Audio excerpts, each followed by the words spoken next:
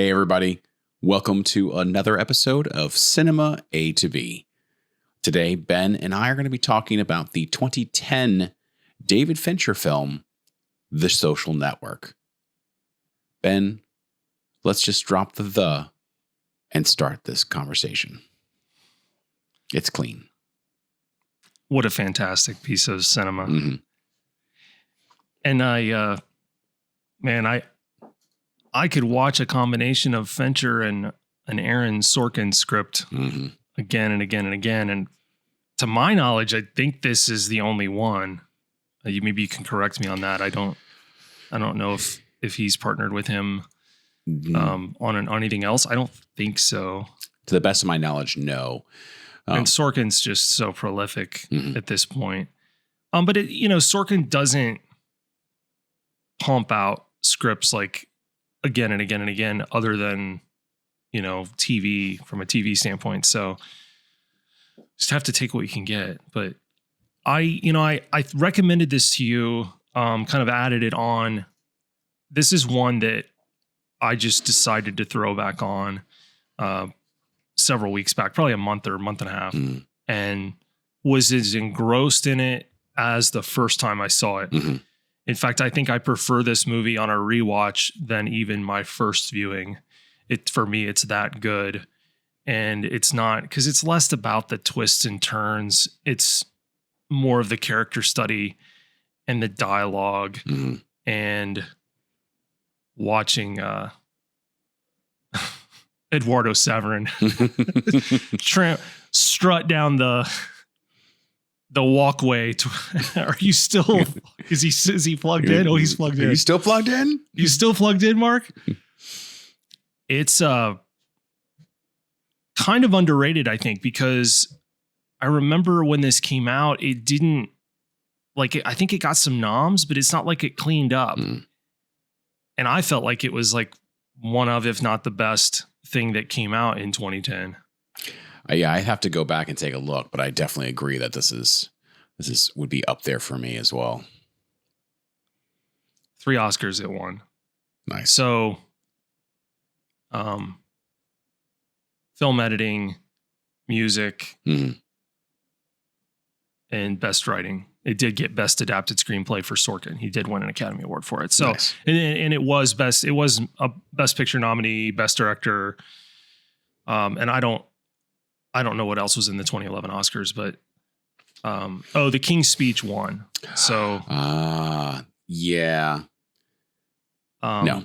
I would take this over King's Speech. Like, I have not gone back to revisit the King's Speech, and just kind of playing it through my head, I'd take this over. I mean, I don't think the King's Speech is bad. I think this is the better film.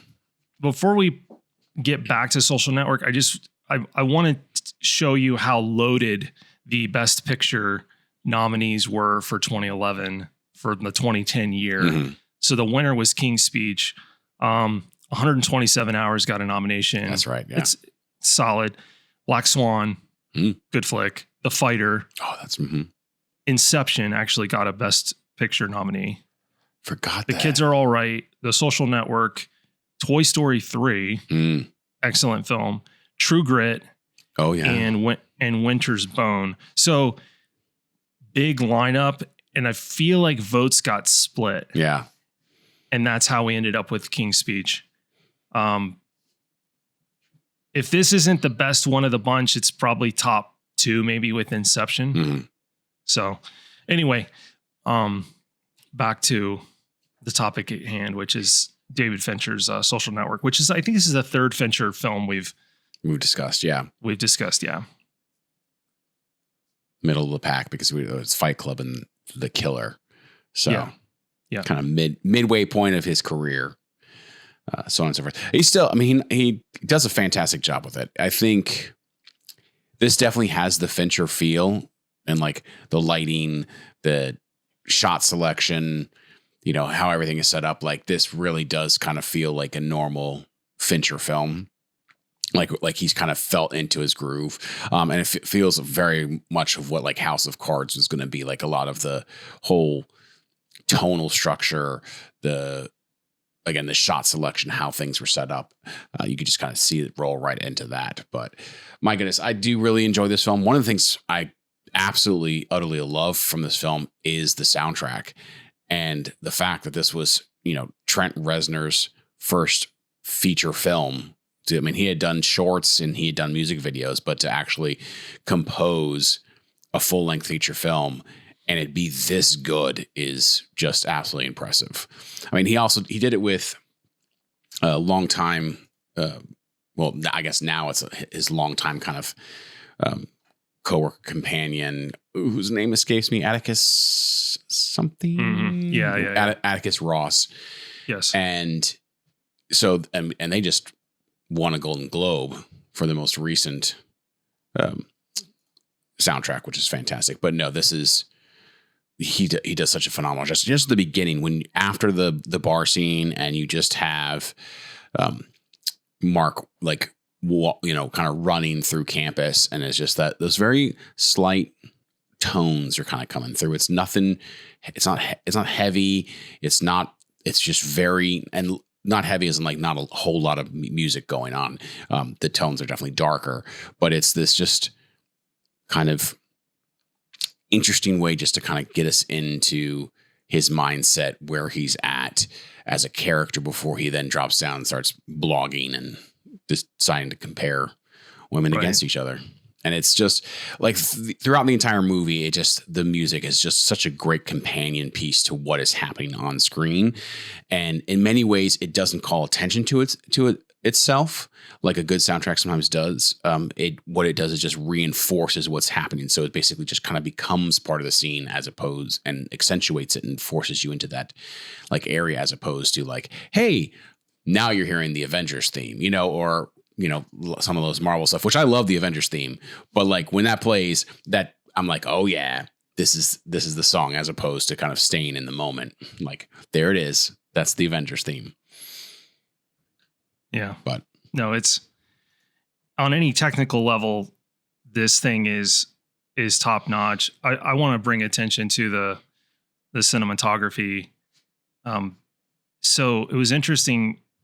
Fincher partnered with a cinematographer by the name of Jeff Cronenweth on Fight Club. And then he doesn't really team up with him again for a while. And this was one of the ones that he came back to him for. And then they did this, they did Gone Girl. Mm-hmm. There's a couple others. Some of his last few, he hasn't used him. But it's Cronenweth kind of developed that style with Fincher on Fight Club, where we talked about there's like no eye lights. Mm-hmm. Characters' eyes don't have the typical reflection in them, because they're not really, they light the face kind of from the sides. Mm-hmm. There's no true key light. So Jeff Cronenweth is really interesting because he's second generation. His father is Jordan Cronenweth, who was the cinematographer on Blade Runner. Oh. So you talk about pedigree as a cinematographer. Jordan's your father, who, I'm sorry, Blade Runner, whether you like the film or not, is absolutely, from a cinematography standpoint, is an absolute standard bearer in like color film. How it looks and feels is, like you don't even have to like the movie. If you get into an argument with me, you think Blade Runner like is a bad looking movie, we're gonna come to blows. No, I'm just kidding. But you will choose violence. Anyways, this guy, all this to say that this guy's got a very distinct look and style that the other one was Girl with the Dragon Tattoo. Mm-hmm. He was also a cinematographer on that. So in addition to the lighting style and like the color grade, which uses a lot of like sodium vapor, kind of orange and green lighting, they also do that tilt shift photography, and they use it really well when you're introduced to them doing crew. And tilt shifts that perspective look where everything looks like it's miniature, but it's not really. And this was one of the first movies that like actually used that in kind of a interesting artistic way. And then I don't remember if they created the trend or if they just latched onto it, but for a while there, YouTube and the rest of the internet was just obsessed with tilt shift photography and video. Mm-hmm. So it's still an amazing looking movie. Mm-hmm. It is digital. Fincher was really early on to ditch film, and it's because it doesn't align with his directing style. He shoots too many takes. It's just a cost thing. Mm-hmm. It makes way more sense. Plus, he likes to build the edit really quickly as they're filming. And that's really much more difficult to do when you're shooting film, and you have to wait for it to get processed. And then they scan the neg in, and you bypass all that when you shoot digitally. And he gets his dailies like at the end of the day. Mm-hmm. You can review all the material. So fortunately, I felt like Fincher adopted digital at the appropriate time when the cameras really had kind of caught up. Because I don't have any big complaints about how Fincher movies looked when he was shooting 35 versus how they look now when he's shooting digitally. Because I think this is awesome looking. I think Girl with the Dragon Tattoo is spectacular looking piece of cinema as well.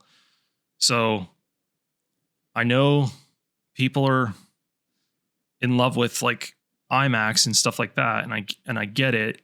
You're not going to be able to shoot that resolution unless you probably shoot film, but and this was shot the Red One MX. Mm-hmm. He's got a love affair with red cameras, and I'm curious if that continues since Nikon bought him. Yeah. Absorbed them in. So see whether there's a quality change or how that makes them feel. Yeah, exactly. Yeah. Yeah. It's a really fascinating looking movie. Like it, and I, given the subject matter, it makes sense to me that you would even just from a principle standpoint, shoot it digitally.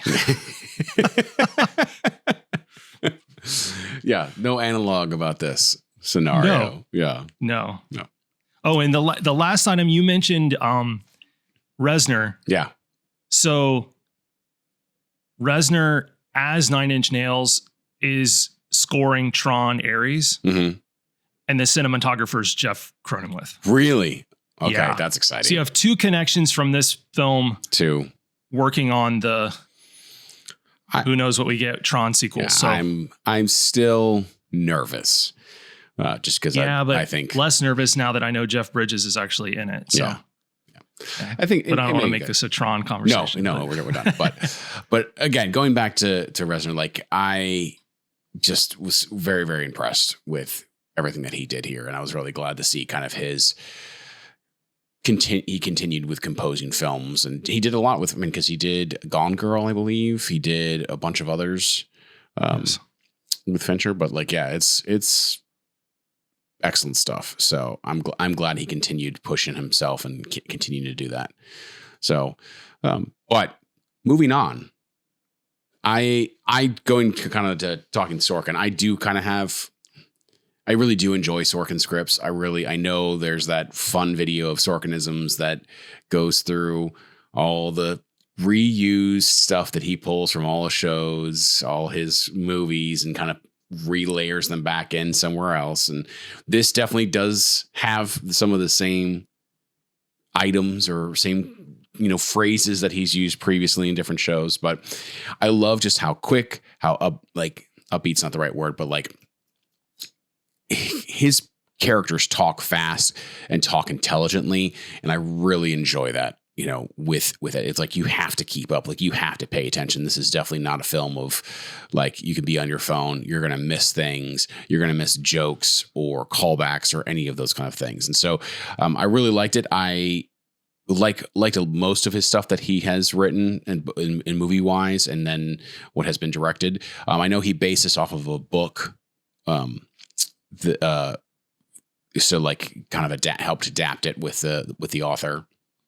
I don't know if he worked with the author, but I know he did adapt it from the book. And so I think I haven't read the book, so I don't know how well it did, but I know it made a lot of people in the industry mad.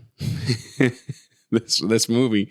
So some, maybe some good things came from it. Maybe there's something in there. I don't know how if he got sued for any of it. So no, I don't think so. Yeah, I don't think so.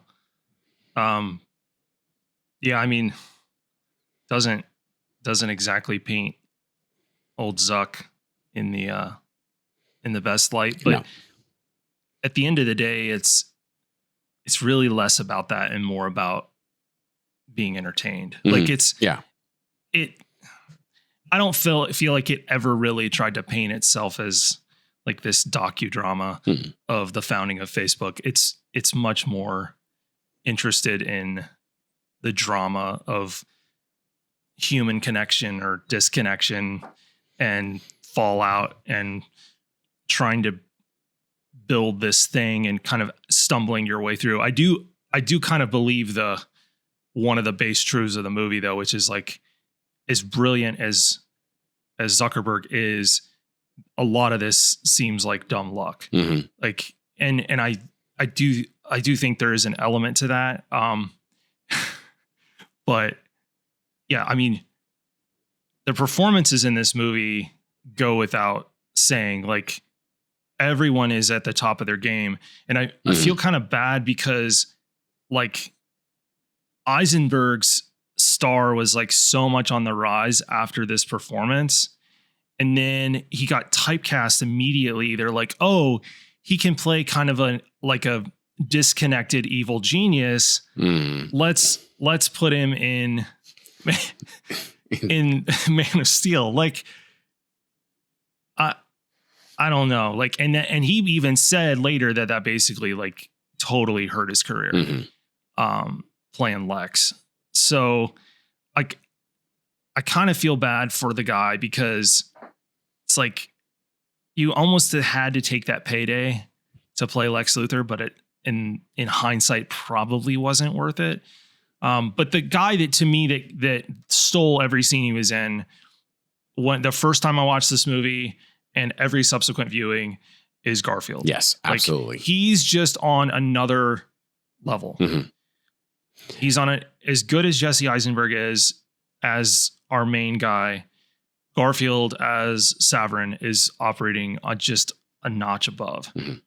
And then like Rudy Mara is amazing, but she doesn't really get a chance to play. I mean, she's in it for all 5 minutes. You see her like flex her acting chops in Girl with the Dragon Tattoo, which I'm side tangent. I'm frustrated to no end that we didn't get Fincher directed sequels to that with her. I agree. She was incredible. Yeah.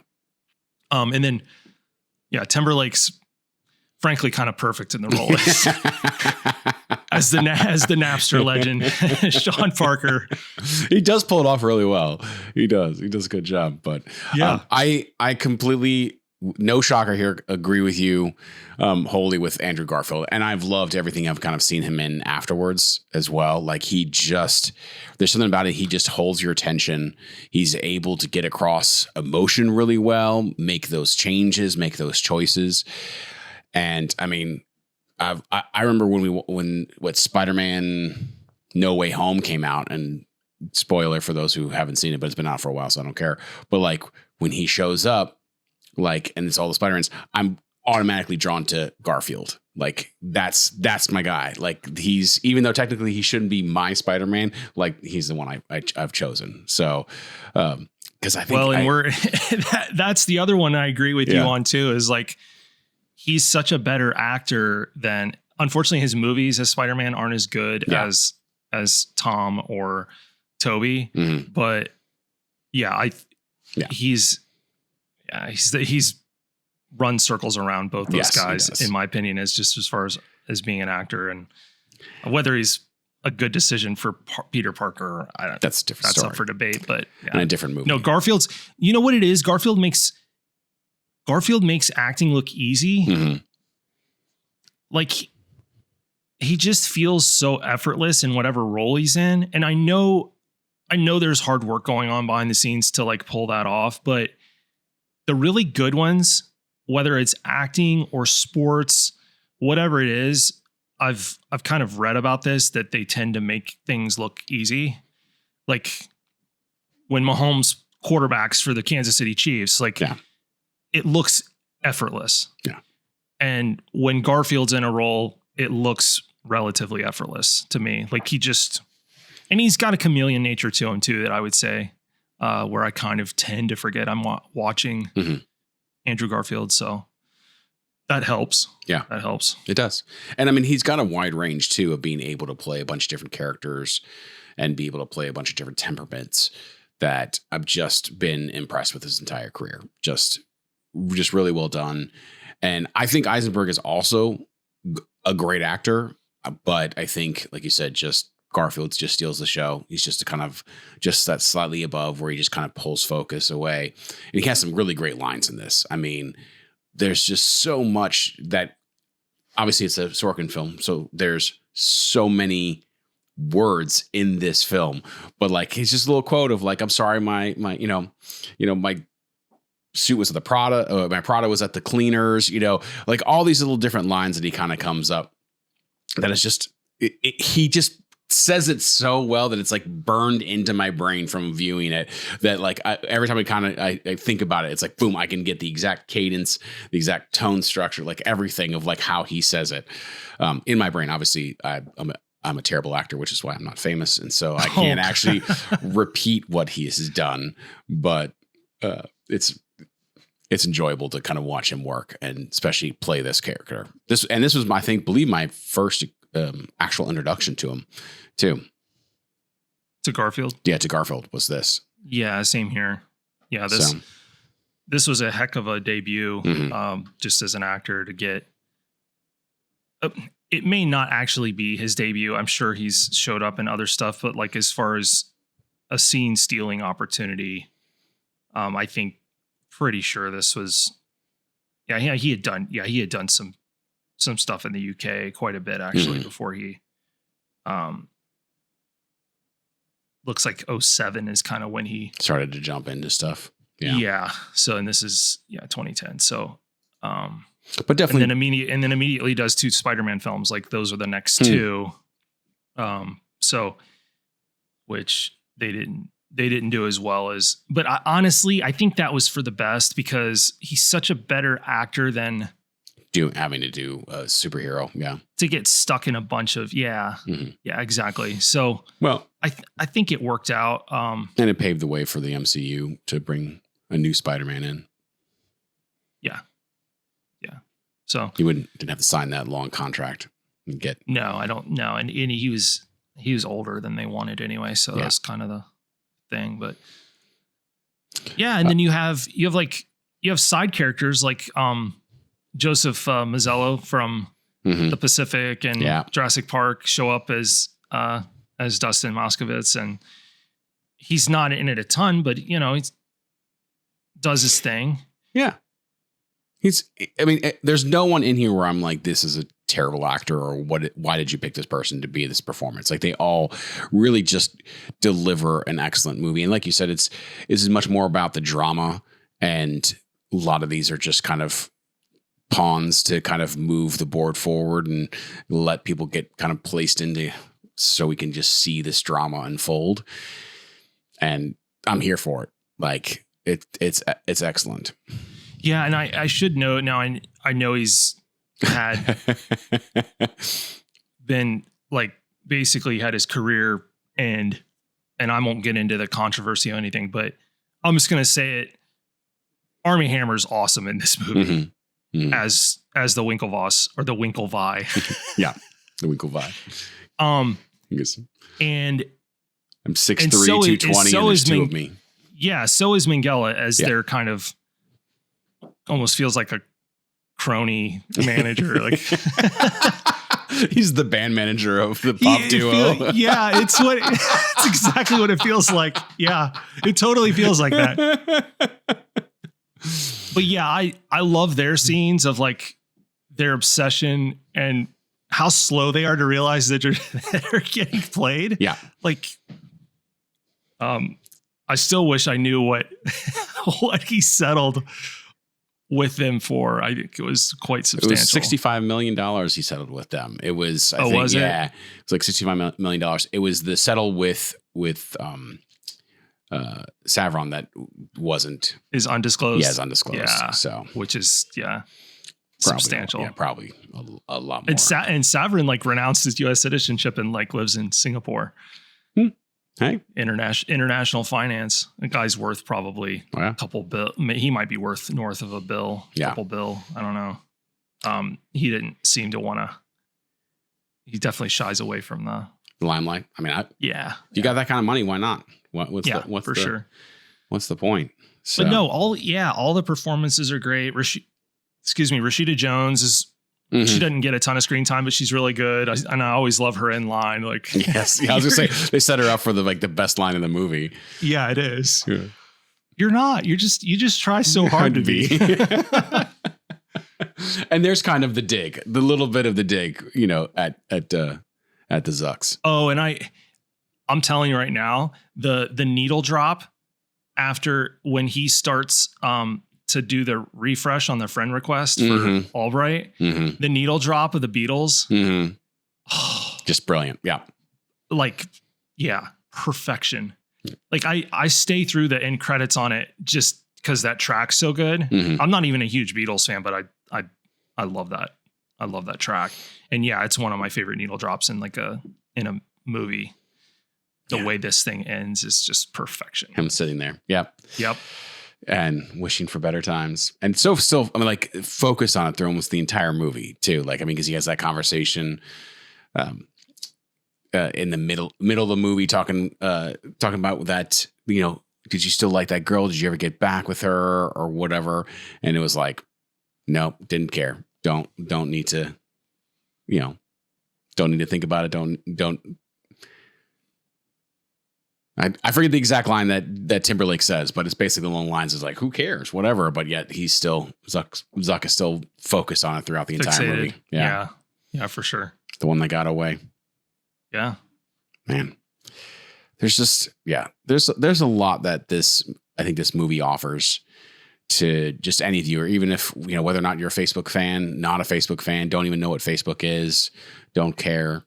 It's just I think just a solid movie overall. In pretty much every category. This is just a well put together film. Let me ask you, do you like this better or do you like the Sorkin one on Steve Jobs with Fassbender? Oh, I think I like this one better. But it's close. I love Fassbender. It's really, I absolutely I love Fassbender, and I think he's a phenomenal actor. And I think he does such a great role. And I like how and we're gonna make this a mini, I guess, episode of no, they're they're so similar, right? Yeah. Like it's like Sorkin's done two of these movies on these titans of tech, right? Yeah. 2010 Social Network with Zuck, and then 2015 Steve Jobs. I think the Social Network's the better film. Okay. I think Fassbender as Jobs is the better performance. Yeah. Okay, I could agree with that. I think, and Sorkin got an incredible director for Jobs as well because he had Danny Boyle do it. But and Jobs is rated lower, on IMDb.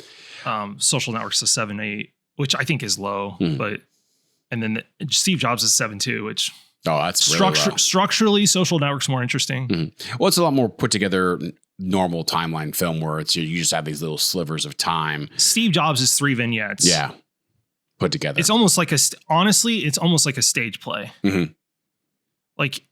You could just as easily do a really good live stage presentation of the Steve Jobs movie much more easily than you could the Social Network. So, and that way I think is a movie, it might work against it a little bit.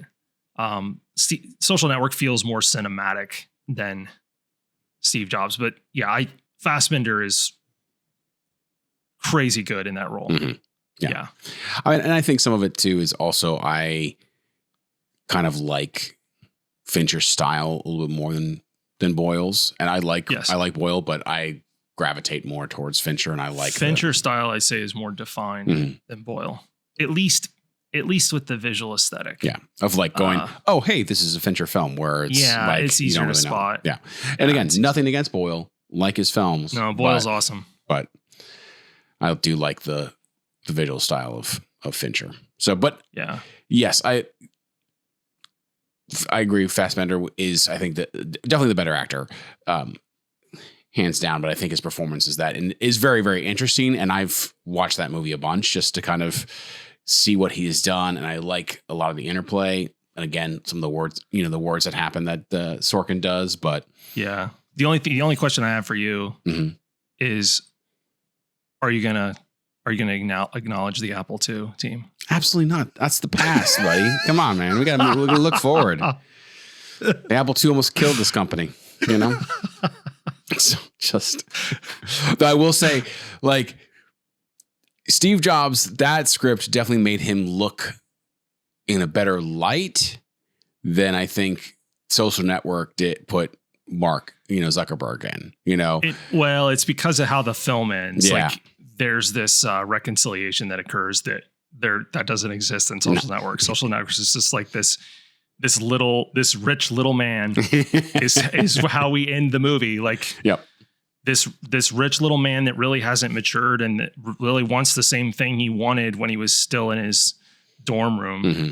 So that's not how Steve Jobs ends. No, that's absolutely not. Yeah. So, but yeah. Oh my goodness. Yeah. I don't know what else to say outside of the fact that I kind of talking about Armie Hammer. I like so it was originally supposed to be not him doing both of the Winklevoss. It was supposed to be another actor, Josh Pence, who's supposed to be the one of the two. And so Pence is in it. Yes, he has a little small cameo, and he actually played. So whenever he's the go ahead. He's the double. I mean, he's the back of the other twin when they do shot reverse shot. Yeah, and he gets his little face screen time when Andrew Garfield and Jesse Eisenberg are standing outside the bathrooms after they just had some fun in there or whatever, some groupies, and a guy walks up and they're like, "Hey, man," the girls are just freshening up in there, and he's like, "Cool," and that's Josh Pence. So he got. Well, by the way, Josh Pence is the young Ra's al Ghul in the flashbacks in Dark Knight Rises. Yeah, that's who that is. So, but no, it's so originally it was supposed to be the two of them, but then they decided that they were just going to basically interpose just Armie Hammer twice, and so they had him do that stand-in work, so he could be in, shoot the scene twice, and they could put Armie in both. I wonder if there were attempts from a makeup standpoint to make them look similar, and it just didn't look convincing. If they were going to supposed to be playing twins, and you have two separate guys, you would have had to have done prosthetics and stuff on their faces to try to get some features to match up. I bet it didn't look convincing enough, and they're just like, no, it's easier to shoot it twice and just have all that stuff. So, and I liked Armie a lot. Like I even enjoyed him in, oh my goodness, what was that movie he did with Johnny Depp? Lone Ranger. Oh, the Lone Ranger. Yeah, it was fun. And I think, and of course, he was great. And The Man from U.N.C.L.E. Yeah. So with Henry Cavill, man, just deciding to. Well, some of that's unsubstantiated. Some of it, some of it's confirmed, and some of it isn't. I got to be kind of careful because some of that stuff was just thrown out into the media and no one knows if it's true or not. Yeah. So we will not keep those rumors going around here at Cinema A to B. No. And the last thing I read was there was a chance that his career might actually resurrect. So interesting. I mean, he's a good actor. Yeah. It's not a issue of talent. It's just like he got, I think some decisions he made that were unrelated to the really wild one that he even admitted hey, I messed up. But the media machine just crushed him. Yeah. Yeah. Yep. Yeah. So, man. But I don't have any final, I use this our little bully pulpit to like say, hey, watch it again. Yeah. Like give it another watch. It's definitely give it worth another it. watch. Like, I feel like this is a movie that gets forgotten about. Mm-hmm. Like it's not, it's like any Sorkin film on paper. It should not be as entertaining as it is. It's like, oh, it's a movie about Facebook. Well, that sounds terrible. Just like Money. Oh, it's a movie about baseball analytics. It can't possibly be entertaining. But it is.